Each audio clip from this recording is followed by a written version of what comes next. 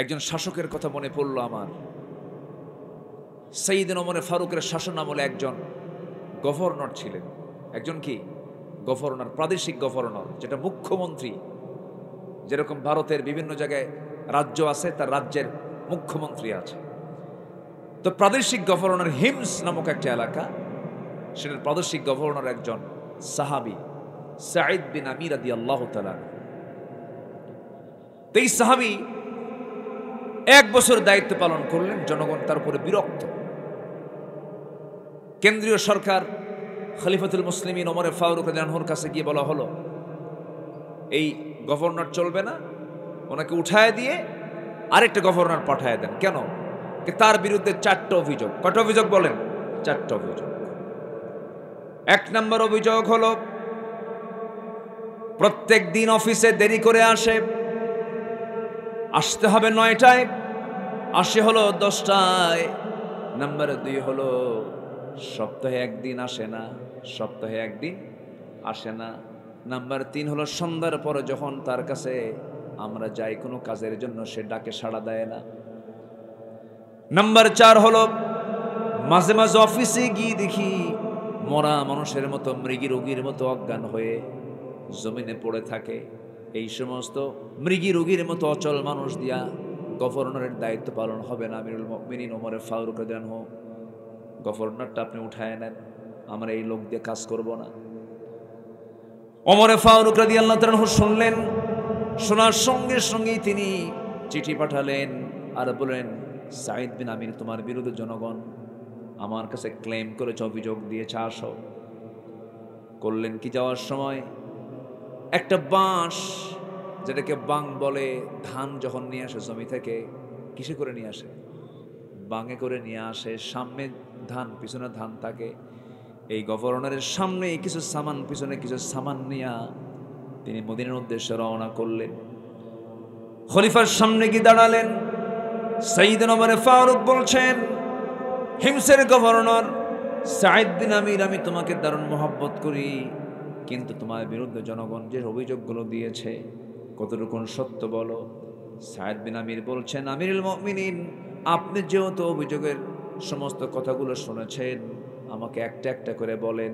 এই 4টা কারণ যখন বলা হলো, তিনি মুস্কি হাসি মেরে বলছেন, এই 4টা অভিযোগের সুস্পষ্ট জবাব আমি সাঈদ, আমি আপনাকে এক্ষণে দিয়ে দেব।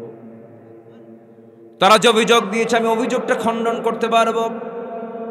সাইয়েদনা ওমর ফারুকের বুকে সাহস চলে আসলো, হারে আমি তো সাঈদকে খুব ভালোবাসি, জবাব যদি চলে আসে খুব ভালো কথা।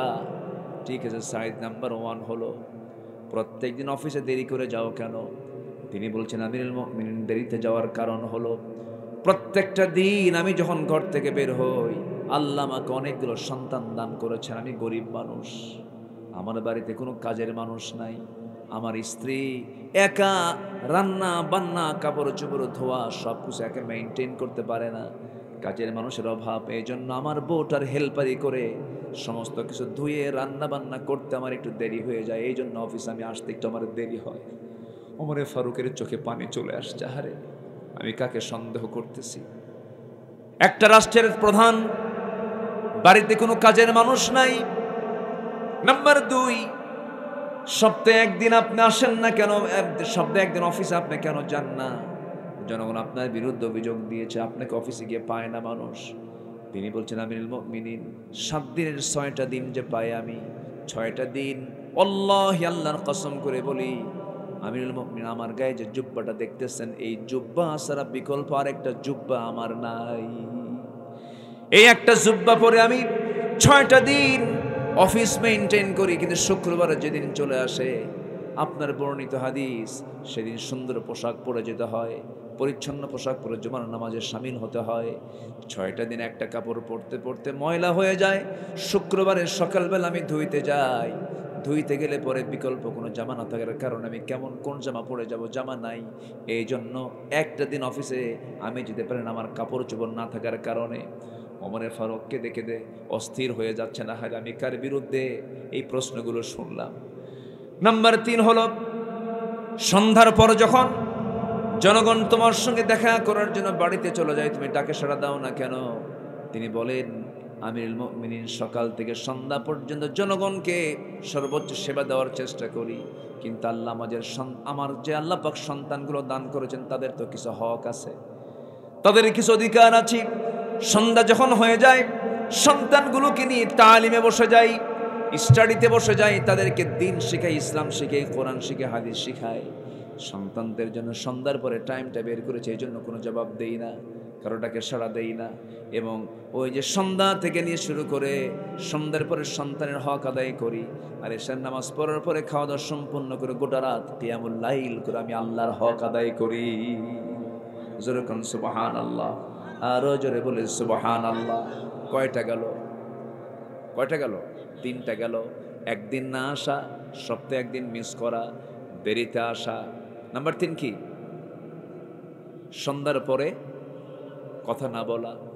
নাম্বার 4 হলো মৃগী রোগীর মতো অফিসে সেন্সলেস হয়ে পড়ে থাকে। আমরা যে দেখি হুঁশ নাই, সেন্সলেস হয়ে পড়ে আছে, এমন পাগল লোক কেমন করে গভর্নরের দায়িত্ব পালন করবে? এবার এই প্রশ্ন যখন করা হলো, সাইয়েদনা সাঈদ ইবনে আমির বলছেন, আমিরুল মুমিনিন ওমর ফারুক রাদিয়াল্লাহু তাআলা আনহু এমন একটা অভিযোগ আমার বিরুদ্ধে দিয়েছে, এই অভিযোগটার জবাব আমি দিয়ে দেব। কারণ আমি অফিসে বসে থাকতে থাকতে হঠাৎ করে আমার এক ভাইয়ের কথা মনে হয়। ওই ভাইটার কথা যখন মনে হয় আমি সেন্সলেস হয়ে পড়ে যাই। কোন ভাই? ওই যে খুবাইব বিন আদি রাদিয়াল্লাহু তাআলা আনহু। কোন খুবাইব? আমিরুল মুমিনিন মদিনায় যখন সব সাহাবীরা মদিনায় যখন হিজরত করে চলে গেছে, মক্কার কুরাইশ খুবাইব বিন আদি রাদিয়াল্লাহু তাআলা আনহুকে যখন কুরাইশরা মদিনার উপকণ্ঠ থেকে ধরে আনলো, জেলখানায় আটকা রাখলো, জেলখানা আটকে রেখে বলল, খুবাইব ইসলামটা ছেড়ে দাও। খুবাইব বলল, জীবন দিয়ে দেব, ইসলাম দেব না। জীবন দিয়ে দিবি, ইমান বিক্রি করতে পারবো না। এক পর্যায়ে খুবাইবকে ইসলাম থেকে যখন দূরে না নিতে পারলো, দিন থেকে তাকে সরাই নিতে না পারলো, সব সিদ্ধান্ত নিল খাবার বন্ধ করে দেবে। খাবারটা বন্ধ করে দিল। খাবার বন্ধ করে দিলে হবে কি? যে বান্দার দায়িত্ব আল্লাহ নিয়ে নেন, এই পৃথিবীর কোনো খাদ্য তাকে বাঁচাতে পারে না, একমাত্র আল্লাহই তাকে বাঁচাতে পারেন। যেরকম সুবহানাল্লাহ। ব্যাখ্যায় আসছি, এই খুবাইব যখন খাবার তার বিরুদ্ধে পাশ করে দিয়েছে, কোনো চুল পরিমাণ কোনো খাবার পানীয় দেওয়া হবে না, সেই দিন থেকে একটা 2 থেকে 3 মাস পর্যন্ত তাকে কোনো খাবার না দিলেও আল্লাহ সরাসরি খুবাইবকে খাবার পাঠায় দিয়েছেন। যেরকম সুবহানাল্লাহ। শেষ রাত যখন হয়ে যেত, আল্লাহর কালাম তেলাওয়াত করতেন, ফেরেশতারা তার সামনে জান্নাতের আঙ্গুরের ছড়াগুলো ঝুলায় রাখতেন, একটা করে আঙ্গুর ছিঁড়ে ছিঁড়ে মুখের মধ্যে দিতেন আর জিকির করতেন, লা ইলাহা ইল্লাল্লাহ, লা ইলাহা ইল্লাল্লাহ, লা ইলাহা ইল্লাল্লাহ, সুবহানাল্লাহ, আলহামদুলিল্লাহ, লা ইলাহা, আরো জোরে, লা ইলাহা।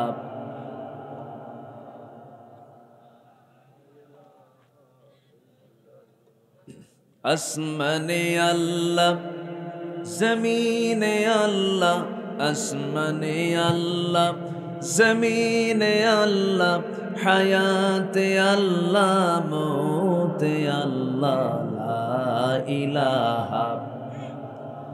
আরো জোরে, লা ইলাহা। এটা আওয়াজ দিয়ে দিল থেকে, মন থেকে বলেন, লা ইলাহা। আরো জোরে, লা ইলাহা। সুবহানাল্লাহ, আলহামদুলিল্লাহ, আল্লাহু আল্লাহ, আল্লাহ আল্লাহ, আল্লাহু আল্লাহ, লা ইলাহা, লা ইলাহা ইল্লাল্লাহু মুহাম্মাদুর রাসূলুল্লাহ সাল্লাল্লাহু আলাইহি ওয়াসাল্লাম। আমার বন্ধুগণ, একটু মনোযোগ দিবেন, কান লাগাবেন, চিন্তা করে দেখুন, ইমানদারা যদি কোনো শাসক হয়, ইমানদারা যদি কোনো গভর্নর হয়, সেই জনপদে কেমন করে রহমত নাজিল হয় দেখেন। সাঈদ ইবনে আমির রাদিয়াল্লাহু আনহুর বিরুদ্ধে যখন অভিযোগ দেওয়া হলো, মৃগী রোগীর মতো অজ্ঞান হয়ে পড়ে থাকে, সেন্সলেস হয়ে পড়ে থাকে, তার খেদমত আমরা নেব কেমনে, তার সেবা আমরা নেব কেমনে? তিনি বলেন, আমিরুল মুমিনিন ওই খুবাইবকে যখন শুলে কাস্টে মারা হবে, খাবার বন্ধ করে দেওয়ার পরে যখন সে মরে না, ওরা এসে সিদ্ধান্ত নিল তাকে দুনিয়া থেকে বিদায় করে দাও। শুলে কাস্টে চড়ানো হলো। সেই সময় আমি সাঈদ ইসলাম কবুল করি নাই, আমি আমার নিজের চোখে দেখলাম তাকে বাঁধা হলো, 2 হাত বাঁধা হলো, 2 পা বাঁধা হলো, শুলে চড়ায় তাকে বলা হলো, খোবায়েব এখনো সময় আছে, দিনটা ছেড়ে দাও। খোবায়েব অকপটে বলে ফেললো, তোমরা আমার প্রতি জুলুম যত বাড়াবে আমার ঈমান তত মজবুত হয়ে যাবে। তবে ও কুরাইশরা, তোমরা আমার প্রতি কি অবিচার করবে জানি না, তবে আমি আমার নাকের ভিতরে জান্নাতের সুঘ্রাণ পাওয়া শুরু করে দিয়েছি। জোরে বলি সুবহানাল্লাহ, আরো জোরে বলি সুবহানাল্লাহ। জান্নাতের সুঘ্রাণ পাচ্ছি আমি। সাঈদ বিন আমির দেখতে পেলাম একজন কাফির গিয়ে আমার সেই সাঈদ বিন আমির, সেই দ্বীনি ভাই, আমার সেই প্রিয় ভাই, আমি সাঈদ বিন আমির দেখতে পেলাম খবাইব বিন আদি কি ওই কাফেরের মধ্যে একজন কাফের এসে কুরাইশ এসে তার ডান হাতে একটা আঘাত করলো, ডান হাতটা ছিটকে পড়ে গেল। বাম হাতে আঘাত করলো, বাম হাতটাও কেটে পড়ে গেল। একজন কাফের এসে এনে যে তরবারি দিয়া বুক দিয়ে ঢুকায় পিঠ দিয়ে তরবারি বের করে দিল। খোবায়েব চিৎকার মেরে লা ইলাহা ইল্লাল্লাহ বলে দুনিয়া থেকে বিদায় নিয়ে নিলেন। আমার চোখের সামনে এত বড় একটা হত্যাকাণ্ড ঘটে গেল। আমি শিরকিয়াতের কারণে প্রতিবাদ করি নাই, দিন গ্রহণ করি নাই, কিন্তু যেদিন আমি দিন গ্রহণ করেছি আমিরুল মুমিনিন, সেই দিন থেকে নিয়ে আজ পর্যন্ত বারবার ওই আমার সেই খোবায়েবের কথা যখন মনে হয়, সেন্সলেস মৃগী রোগীর মতো তখন আমি অজ্ঞান হয়ে জমিনে পড়ে থাকি। ওমরে ফারুক কাঁদতেছেন সুন্দর করে, গভর্নরকে বুকের মধ্যে আলিঙ্গন করে নিয়ে বলছেন, ভাই সাঈদ রে, আমার চিন্তা চেতনায় ভুল ছিল, আমি বিশ্বাস করেছিলাম। আল্লাহি, আল্লাহর কসম করে বলি, তুমি আমার চাইতেও আল্লাহর সব চাইতে প্রিয় বান্দা। জোরে করুন সুবহানাল্লাহ। ও সাঈদ বিন আমির, আমি তোমাকে আবার হিমসের আবার পুনরায় গভর্নর করে তোমাকে আবার হিমসে পাঠায় দিলাম, যাও চলে যাও, গভর্নরের দায়িত্ব পালন করো। ওমরে ফারুক রাদিয়াল্লাহু আনহু একদিন সেই এলাকায় গেলেন, এবার বললেন, শোনো হিমসের অধিবাসী, দেখো তো এই হিমসের মধ্যে সবচেয়ে গরিব লোকগুলো কারা, গরিব লোকের একটা তালিকা দাও। আমার গভর্নমেন্ট থেকে, আমার ফান্ড থেকে আমি তাদেরকে কিছু দান করব, তাদেরকে বিশেষ কিছু স্পেশাল তাদেরকে কিছু দিয়ে দেব। একটা গরিবের তালিকা দেওয়া হলো। সেই গরিবের তালিকার মধ্যে 1 নম্বর হলো সাঈদ। 1 নম্বর কে? সাঈদ। শুধু সাঈদ লেখা আছে। তিনি বললেন, এই সাঈদটা কে? সব জনগণ একসঙ্গে বলে ফেলতে, সাঈদ তো সেই সাঈদ যে সাঈদ হলো আমাদের হিমসের গভর্নর। জোরে করুন সুবহানাল্লাহ। গরিবের তালিকায় কয় নাম্বার? কয় নাম্বার? শুধুমাত্র এটা শুধু বাস্তবায়ন হয়েছে একটা মাত্র কারণে, শাসক ছিল কিন্তু তারা ছিল সঠিক খাঁটি ইমানদার শাসক, ঠিক কিনা বলেন? এই জন্য সবচেয়ে বড় পুঁজি হলো জাতিকে ভালো করার জন্য জাতিকে আল্লাহওয়ালা ইমানদার বানাতে হবে, আল্লাহওয়ালা ইমানদার বানাতে হবে। আল্লাহ কবুল করুন। জোরে বলি আমিন, আরো জোরে বলি আল্লাহুম্মা আমিন। সম্মানিত ভাইয়েরা, আমি যে সাবজেক্ট নিয়ে কথা বলতে চাচ্ছিলাম মনে আছে কিনা আপনাদের? আল্লাহ মাফ করবেন 5 জনকে। বলেন কয়জনকে? 5 শ্রেণীকে মাফ করবেন। নাম্বার 1 মনে আছে কি আপনাদের? বলেন তো। ভুলবশত কোনো যদি কেউ গুনাহ করে ফেলে, আল্লাহু আকবার বলেন। অনেক সুন্দর জবাব দিয়েছে। নাম্বার 2 হলো তওবার পরে যারা ঈমান আনবে, নেক আমল করবে, আল্লাহ রাব্বুল আলামিন তাদেরকে মাফ করে দিবেন। আল্লাহ রাব্বুল আলামিন নাম্বার 3 তাদেরকে মাফ করবেন। আল্লাহ ওয়াদা করেছেন। কার ওয়াদা বলেন? আল্লাহর ওয়াদা। আল্লাহ ওয়াদা করছেন যে সমস্ত বান্দাগুলো ভালো করে ঈমান আনবে, ভালো করে নেক আমল করবে, ওয়াদাল্লাহুল্লাযীনা আমানু মিনকুম ওয়া আমিলুস সালিহাত লাহুম মাগফিরাতুন ওয়া আজরুন আযীম। আমি আল্লাহ ওয়াদা করছি যারা ঈমান আনবে এবং নেক আমল করবে আমি তাদেরকে মাফ করে দেব, ওয়া আজরুন আযীম, এবং বিশাল পুরস্কার আমি তাকে পুরস্কৃত করব। তাহলে আমার বন্ধুগণ, আমার আল্লাহ তাআলা মাফ করবেন, ভালো করে ঈমান আনতে হবে, ভালো করে নেক আমলগুলো করতে হবে। নাম্বার 4 হলো পাপাচার করার পর যে বান্দা আল্লাহকে স্মরণ করবে, চোখের পানি ফেলে ফেলে কাঁদবে এবং যে গুনাহ করেছে সেই গুনার দিকে আর যাবে না, এমন সিদ্ধান্ত নেবে যে বান্দা, আল্লাহ তাকে মাফ করার সিদ্ধান্ত নিয়েছেন। জোরে কোন সুবহানাল্লাহ। আল্লাহ রাব্বুল আলামিন বলেন, والذين إذا فعلوا فاحشة أو ظلموا أنفسهم ذكروا الله فاستغفروا لذنوبهم ومن يغفر الذنوب إلا الله ولم يصروا على ما فعلوا وهم يعلمون। জোরে বলুন আল্লাহু আকবার। আল্লাহ রাব্বুল আলামিন বলেন, যে সমস্ত বান্দাগুলো ফাহিশা কাজ করার পরে যখন নিজে নিজে অনুতপ্ত হয়ে যায়, নিজে নিজে চোখের পানি ফেলে ফেলে কান্দে এবং আল্লাহর কাছে বলে, আল্লাহ যে গুনাহটা করেছিলাম তোমার কাছে তওবা করলাম, জীবনে এই জাতীয় গুনার দিকে যাব না, আল্লাহ রাব্বুল আলামিন সেই বান্দাকে মাফ করে দেন। জোরে কোন সুবহানাল্লাহ।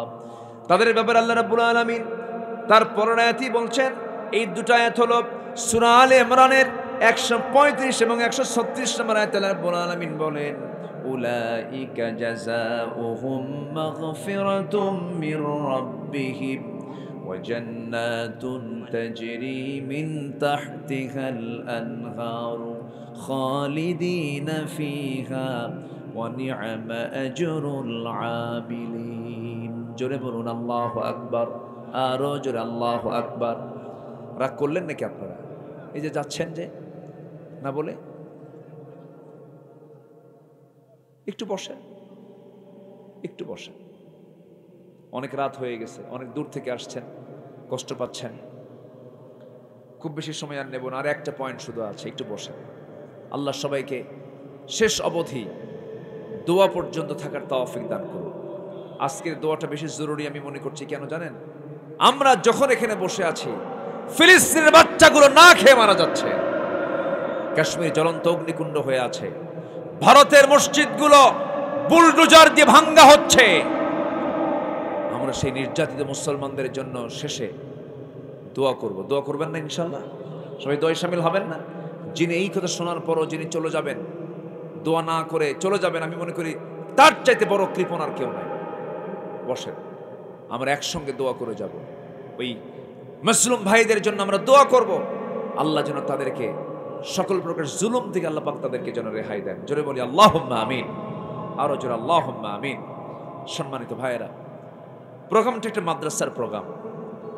গত বছর মাহফিল বাস্তবায়ন হতে দেয়নি, তাই না? মাহফিল তো হয় নাই না? এবছর আল্লাহ পাক, আল্লাহর মেহেরবানি, থানায় কি যাওয়া লাগছে? এবছর যাওয়া লাগছে। আর গত বছরের চিত্র যদি এবছর থাকতো, আমি কি এখানে আসতে পারতাম?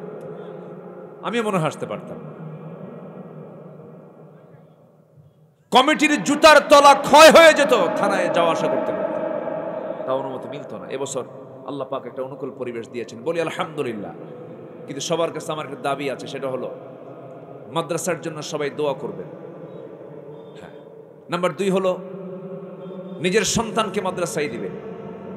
নাম্বার 3 হলো যতটুকু অর্থ আছে আপনার, সে অর্থ থেকে কিছু অর্থ মাদ্রাসায় আপনি দিবেন। দোয়া করেন কমপ্লিট যদি ইসলামী রাষ্ট্র যদি দেশে গঠন হয়, এই তাফসির মাহফিলগুলো গভর্নমেন্ট সরকার বহন করবে। এটা মাহফিল, মাদ্রাসাগুলো গভর্নমেন্ট চালাবে, মসজিদগুলো গভর্নমেন্ট চালাবে। কিন্তু এখন তো সেই ইসলামী রাষ্ট্র নাই।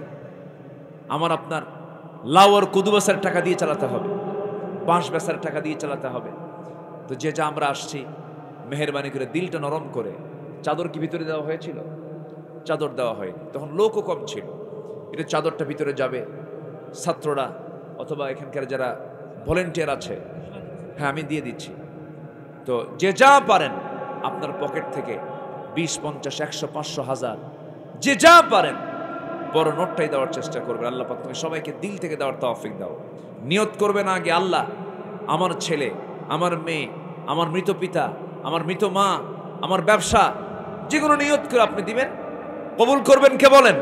আল্লাহ তাআলা। সবাইকেই দিতে হবে।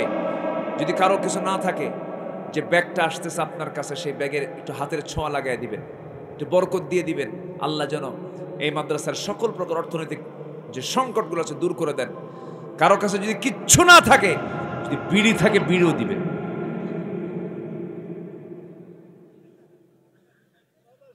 আমি বেশি বলে ফেলছি না, এটা আমি গুরুত্ব বহনের জন্য বললাম।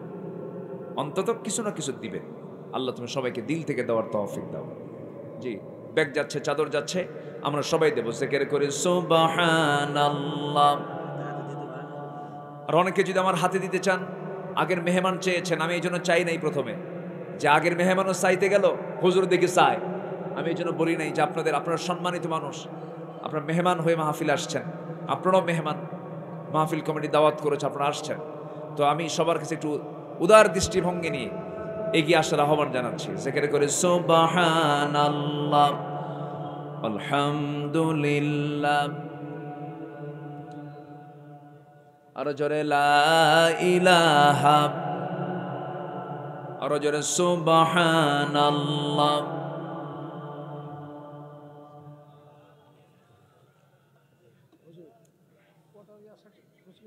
জি, ব্যাগ যাচ্ছে, আমরা না উঠি, আমরা এই চান্সে নামাজের মতো করে বসে যাই, নামাজের মতো করে তাশাহুদের সূরতে বসে যাই।